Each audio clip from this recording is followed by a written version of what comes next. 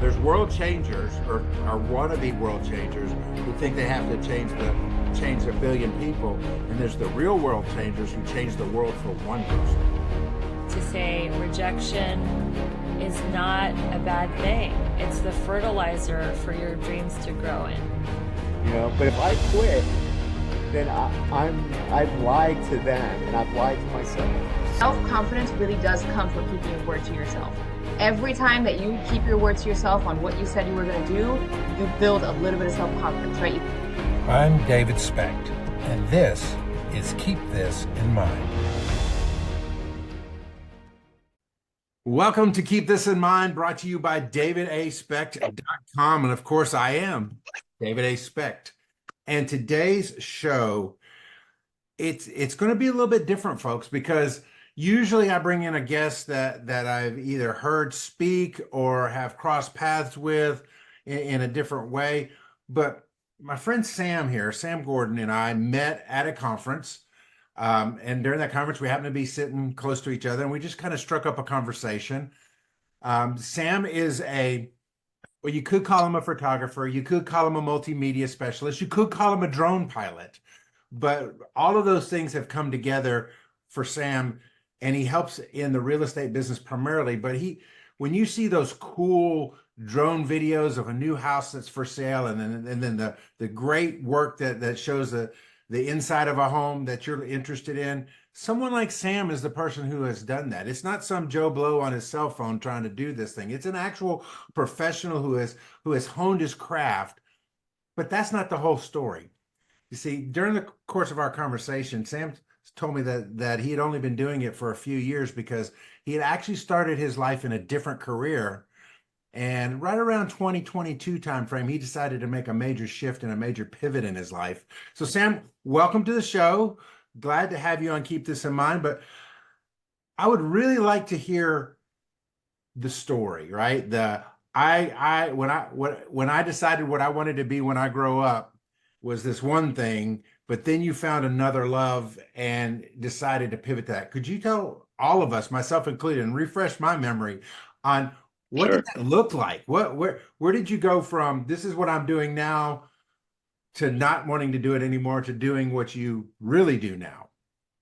Right. Yeah, for sure. Thanks for having me on, David. I've been following you even before we met at that event, and just the mindset perspective that you bring is really cool.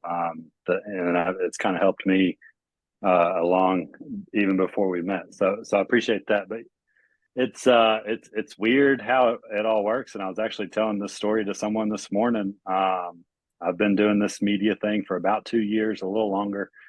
And I was in the education world, primarily teaching math, kind of taught a couple different subjects along the way. And, even before I made the jump into education, I said, I'm not doing this forever. I don't know what it'll be, but my math background, numbers related. So it was something along with business. I didn't know if that was going to be owning my own or helping other people, whatever the case may be. But yeah, I ventured into the media world, and the plan was actually to go part-time with it. And, I had that safety net still of the education, guaranteed paycheck, whatever you want to call it. 2 young kids, a wife. And so that was all fresh in my, perspective to put food on the table and provide for my family. So it was like, well, maybe I could just have this side gig and see what happens. So I'm a loyal person as it is. So I actually started in March, finished the school year because I wasn't going to, quit, a few months left in the school year. And then, like you said, I got to a point to where I said, if I'm going to do this, I need to give it a fair shot. And, making that jump was very scary, for the human mind. I think all of us like some sort of safety or comfort zone. But, it was like, if I'm going to give this a fair shot, then I need to give it a fair shot and see what happens. And so I resigned in the education space and went full time with it about this time 2 years ago, and you know, it's been a great experience so far, and you know, just helping people showcase their homes, like you said, primarily in real estate, has been really neat. So I want to kind of turn the clock back just a hair because Sure. math teacher and photography slash media are like diametrically opposed. It's like you're using Right. both sides of your brain here. You were like using one side for one part of a career, and now you're over on this other side. Has the Do you treat what you do as more of an art or a science when it comes to the actual vocation of media? Uh, so interesting question. Can I say both? I know you gave me Absolutely. options, but it is funny because I mean, yes, I take photos and there's an art to it and understanding composition and you know having an eye and placing things and all of that. You know, from the science perspective, I mean, you could go math, you go get the right angles and all that stuff. But it I think one thing, you know, in having conversation with a couple people that I try to keep in mind is I use my education background to help, you know, again, primarily real estate agents repurpose content or, you know, it's a weird perspective because yes, you want to sell this home that I'm taking pictures of today, but how do we use this to win future listings or how do we gain more business based on the content that we already have? So I would say probably more of a science to it because I'm educating them in that world of yes, let's sell this one, but let's springboard it into multiple business down the road. And here are some ways that we can do that. And it's funny because I do it every day. And the more conversations I have, the more I realize people don't know what I know. And so I need to quit jumping to conclusions thinking that, yeah, you just post it on social media and do this, that, or the other. You know what I'm talking about. And then, funny story, I said that one time. And then 5 minutes later, I realized they didn't know what I was talking about. But they don't do it every day like I do. And I don't sell homes every day like they do. So it was a good partnership. And that's kind of the view that I take. I mean, yeah, I'm a vendor, but I'm an extension of their team. And you know, like I said at the beginning, I'm loyal. So you know, once I build that relationship, they know that they can count on me. I'll fit them in if if I can, and I'll make it work any way that I can. That is awesome. I mean, really and truly, that's the way we all want it to be, right? That whoever we partner up with financially, vocationally, whatever, acts like that they're part of who we are, and that our goals are is equally important to them as their goals are. Sure. One of the things I've got a question for, and I'm going to try to word it just right, but as you were you said something real early that just really struck with me, and he's like, you said, I went into education knowing this wasn't where I was going to stay forever. Can you speak to that mindset? Because so many people, I think, get trapped. They get trapped in whatever it was they came out of college for. You know, oh, I've got a mountain of debt over here for a degree, but I really don't love what I'm doing. And I don't know that it. Talk about how you got okay with the idea that this wasn't forever.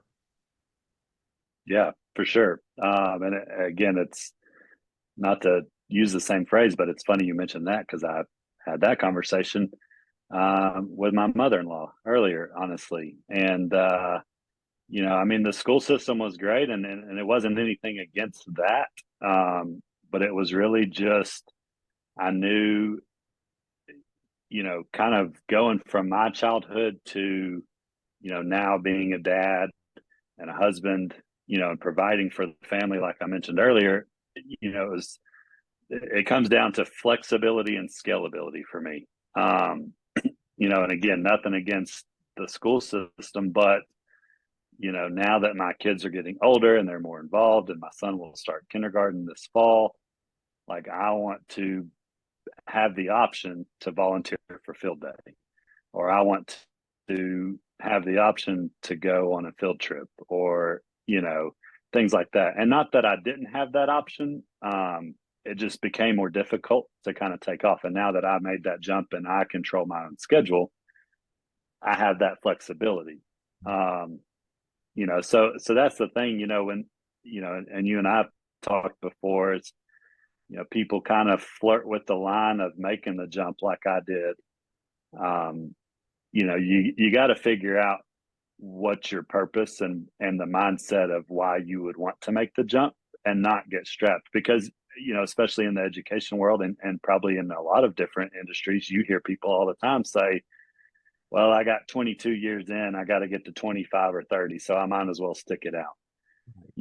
And honestly, I heard that so much that was another contributing factor of, I'm not going to let myself get to that point of being miserable, because then it affects me, but it affects my wife, my kids, the people around me, from a day-to-day operations standpoint. If you're negative, then you're breeding negativity, and so it just got to a point to where I was like, I got to make this jump, and if it fails, it fails, and I'll pivot and I'll go do something else, but I've got to at least give it a fair shot, like I said earlier, to really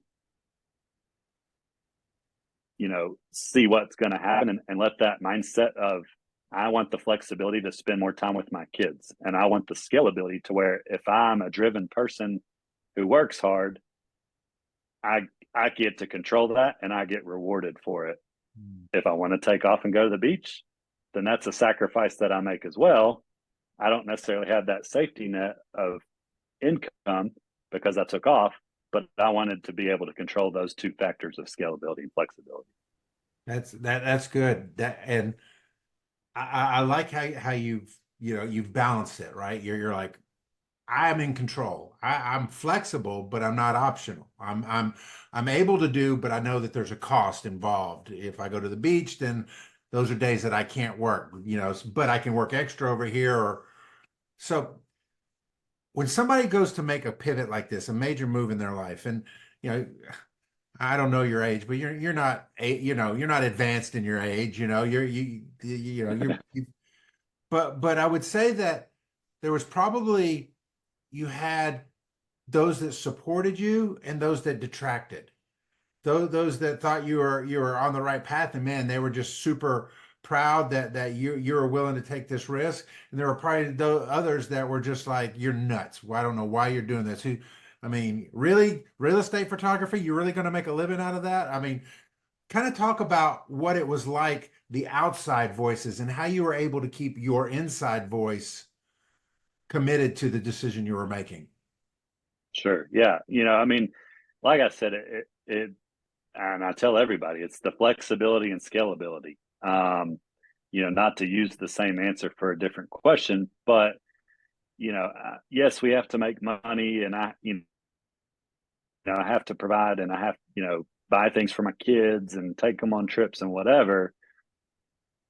But for me, the flexibility of getting to spend time with them is worth way more than me going to take pictures or do a video or fly the drone or whatever the case may be.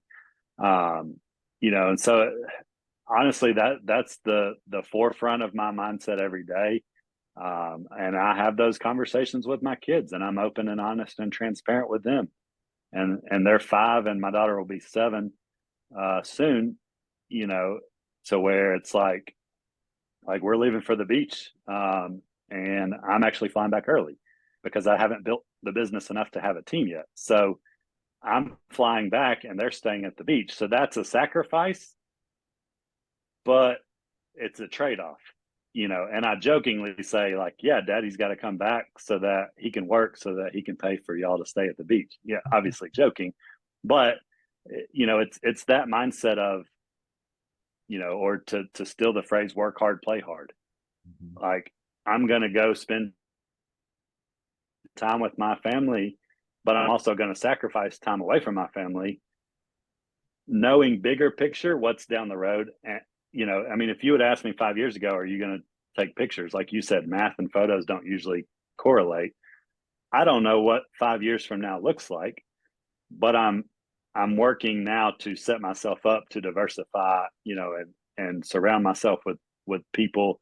And it's funny, when you first asked this question, one of the things that came to mind was, you know, how do you keep the people in your circle and, you know, the haters necessarily, you know, out of your circle. And it's crazy just thinking back in just a small window of time, how seasons of life change. And, you know, people that you're really close to, that you think are there, you know, and come more like family than friends. And, you know, now they're not in your life and you have a different circle that you're running with, and, you know, they're impacting you in a different way. And so that's kind of what comes to mind when you first ask that, is just the mindset of constantly knowing the direction that I want to go for me and my family specifically, not even business, you know, but just big picture of having more flexibility, you know, or growing a team and impacting other people because of the opportunities that I might provide through the media world or whatever the future may hold. So let's go back 2 years. You've made the decision, you're Okay. going full time. Did you ever hit moments of doubt after you made the decision? Like, what was I thinking? Or did everything kind of fall into place for you? I mean, we're 2 years in and I still have moments of doubt sometimes. I mean, that's part of being a business owner, right? Yeah, I mean, honestly, no. Which is really weird to say looking back.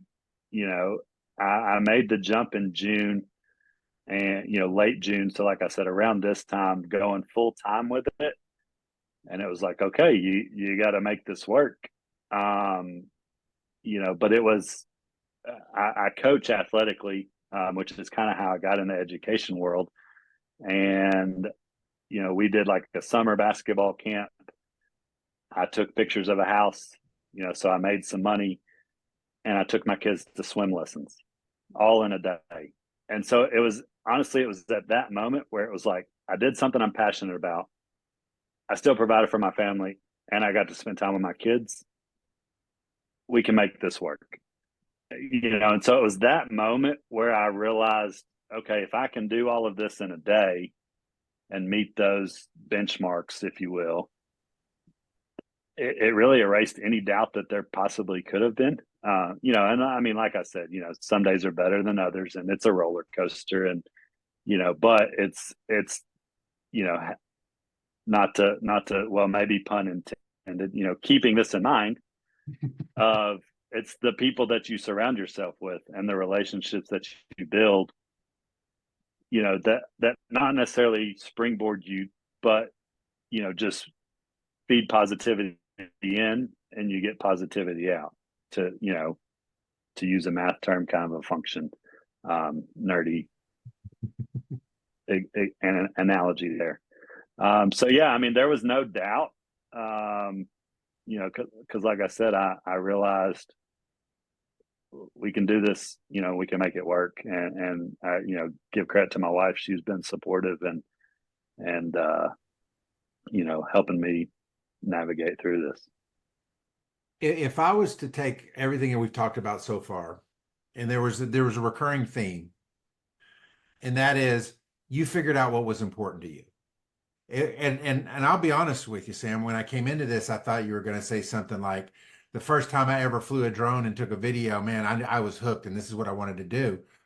But your why was, I want to be able to be flexible enough to be fully present with my family, fully present, fully able to do the things that I want to do. And that, for me, listening to you, that's been like the overarching, you know, theme of this. You found your why. And your why doesn't have to be my why, and our why doesn't have to be somebody else's why. So once you found that, it seems to me that it made everything more clear to you. Like Sure.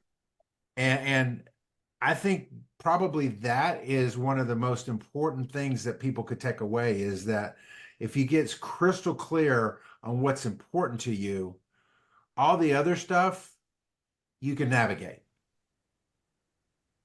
And so as we begin to wrap things up here, I want you to kind of, and I know you don't know what's going to happen in the next 5 years. We none of us really do. But if you could, venture out a few years down the road, what does all of this culminate to for Sam? How does it look for you? You're in the scaling portion of your business, right? You've gotten off the ground, you've gotten established, you kind of know the routines now, you kind of know all the crap that you got to deal with as a business owner. Now you're in the scaling moment. What does it look like when you say, man, I think I've made it? What does that look like as far as your scheduling, so that somebody else could maybe catch the vision of what's possible? Right. Yeah. Great question, because that's kind of been the forefront of my mind, since I launched. And it's one of those where I think about it, and I've toyed with the idea of, do I bring someone on? Do I hire someone? Do I need help? No, not really. And then things slow down. Do I bring someone on? Do I hire? And I go back and forth with that because it's seasonal and things fluctuate and whatever. But I think my ultimate goal, and I've told people, like, I'm not looking to take over Middle Tennessee and be the real estate photographer. There's plenty of fish in the sea. Now if that comes to fruition, we'll cross that bridge when we get there. But I do see, the possibility of growing, like you said, I'm in the scaling factor. And, at some point, there's only so many hours in a day. I can only take so many so many pictures. Right. And so I'm going to need help, whether that's another photographer or a salesperson or a marketing person or an admin or all of the above or whatever. I think about that, though, because, like I kind of alluded to earlier, it provides opportunities for other people. And so, like you said, yeah, I've discovered my why, and I'm really zoned in on that every day. But I want to help other people kind of see where they can go in life, and it may not be for them, and they may, like I said earlier, people come and go in seasons of life. And so maybe, I bring someone on and they help me for 2 years and then they move on. If I can help springboard people to get to where they want to go, I think that's part of my why too, is just impacting others. And I think that comes from an educational background of just showing what's possible, whether you think you're going to do something or not. If you put your mind to it and figure out the big picture, things are possible. With that, I think that probably says it all right there. If you put your mind to it, things are possible. So, Sam, I know the podcast, it gets listened to all over. So, we're kind of location sensitive here in Middle Tennessee. But if people want to go deeper with you, if they want to follow you, I mean, yeah, you do the photography and the physical work, but you're like you said earlier, you're also a social media a consultant, and so there's a whole lot more to what you do than just photography. So if people want to go deeper with you, what's a good way for them to do that? How can they follow you? Yeah, I'm on Instagram and Facebook primarily. Sam Gordon, Gorden, though, which is story of my life because everybody wants to spell it with an O. And then my Instagram, is Shoot with Sam because I take pictures. And I mean, like you said, we are kind of location specific, but again, with my educational background, I'd love to hop on a call with someone to see if I could help, repurpose, even if they're in another state, because you don't know what you don't know, that's so cliche, but as I've gone through conversations with multiple people, I realize there's a lot more to it that I can provide that education, and help them grow their business and in return grow mine. So. Well, Sam, thank you so much for being on the show today. There's a lot to unpack here, folks. I encourage you to go back and listen to it again. When you know what matters, and when you can clearly focus in on that, and then you believe that you can, like Sam says, you can figure out the rest. You can make it work. And I love what you said. I feel like I'm wrapping it up, but I'm going back to a little point here because I want people to grasp this. Your circle may change as your seasons change, and that's okay. Because a lot of times the people that you're with now that got you here are not going to be the people that help get you there. And I have seen this in my lifetime. My wife and I have made jokes about people that are quote unquote seasonal friends, because you end up moving or growing or something happens. But the truth of the matter is that in order to have the right mindset through all of those different seasons, you have to get okay that your why overshadows all of the other things. And so, Yeah, Sam, absolutely. I want to thank you for bringing that to light, helping us see that. And you've imparted some serious knowledge, my friend. I appreciate it. But I'm going to round it out like I round out every episode, and that is this, because knowledge is one thing, but unless you're taking action, it's really you're just becoming a bloated vessel of knowledge. So it's not knowledge that's power; it's applied knowledge that's power. Sam, again, thank you for being on. Follow him. Get in the show notes. Reach out to him. I'm going to tell you, you're going to be glad you did. I consider it a blessing and an honor to have him in my life. And Sam, God bless you, man. Enjoy it. Thanks for keeping this in mind today. If something landed, share this with someone who needs it. And if you haven't already, follow the show wherever you listen to podcasts. Connect with me at davidaspeck.com, and I'll see you next time. God bless.